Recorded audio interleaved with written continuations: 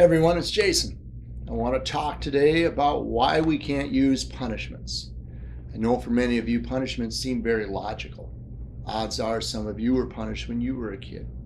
If you have kids yourself, you may occasionally punish them. So we occasionally hear from staff, why don't we give them consequences to their behaviors? First, I want to talk about the difference between a punishment and a consequence. Behaviorally speaking, a consequence is simply something that happens after a behavior. It is typically our response. We either react a certain way, give them something, or even take something away. A punishment is a type of consequence, but a consequence is not necessarily a punishment. The state defines a punishment as the contingent application of an adverse stimulus, or it could mean the contingent removal of a positive reinforcer. I'll talk about what some of those are in a little bit. Now, let's talk about why you cannot use punishments on your job. First of all, the state of Minnesota says that we are not allowed to use punishments. Minnesota 245D says that actions or procedures that are listed are prohibited from use as a substitute for adequate staffing for a behavioral or therapeutic program to reduce or eliminate behavior, as punishment, or for staff convenience. So these include using punishment of any kind, depriving a person or restricting access to normal goods and services, or requiring a person to earn normal goods and services, using token reinforcement programs or level programs that include a response cost or negative punishment component. I could just stop there, but I'm convinced that if you don't really understand the pitfalls of punishments, you won't be able to move on to use better strategies. If you think about it, you don't really have authority over the people that you're working with. You're here to support them, teach them skills, help facilitate their lives, but you don't have authority over them. And if you don't have authority over them, you certainly don't have the authority to punish them. In fact, you don't have any more authority to punish someone than your doctor, dentist, or even your furnace repair guy has to punish you. If you look at the past, in many situations where people did have the authority to punish, it was heavily abused. One of the biggest problems with punishment is the damage that it does to the rapport that you're building with that person. When you punish someone, it often leaves that person with a feeling of being controlled and overpowered. This can turn to animosity, bitterness, and even rage. In fact, the punishment will often prolong the meltdown that you were just trying to subdue. Think about the last time that you punished someone. Did that person say, "You're right, I was wrong, and I'll accept this punishment with honor and dignity"?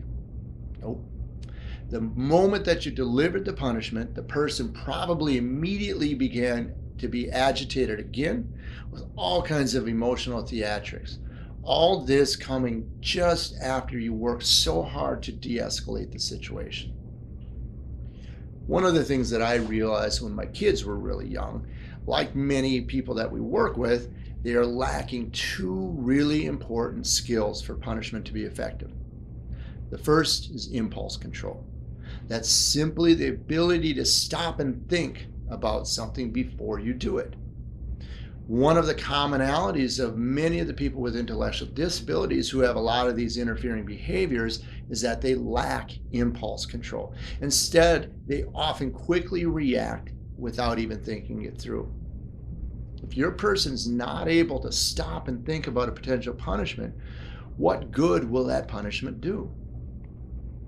Even if they were able to stop and think, they would also need to have another skill, which is what I call planning skills, or it's that forward, backward thinking. It looks something like this. You're feeling really upset about something, and you think to yourself, the last time I got upset, I punched somebody in the face. And because of that, they took away my radio for an entire week. Now, if I do that again, it's likely that the same thing will happen. There was another time where I was upset. I did some deep breathing and I talked it out with staff. And that worked really well. And if I take a deep breath, talk it out again, that's going to work well again. We make a lot of decisions based on our past experiences. From my experience, though, many of the people that I've worked with lack that forward, backward thinking and don't learn well from those experiences. In fact, they often mispredict the consequences of their behaviors. For instance, there's a program in Cambridge called MEDO. The practices at MEDO led to a lawsuit and many changes in that practices that are now allowed or prohibited in Minnesota. One of the strategies that they did was to hog tie a person. This is where the person's hands were cuffed and they're also tied to their feet. I've never been hog tied, but I think the first time I did, I'd make a note to myself, so don't ever do that again. That was horrible. There was one person there who was hog tied over 200 times in 1 year. Think about this.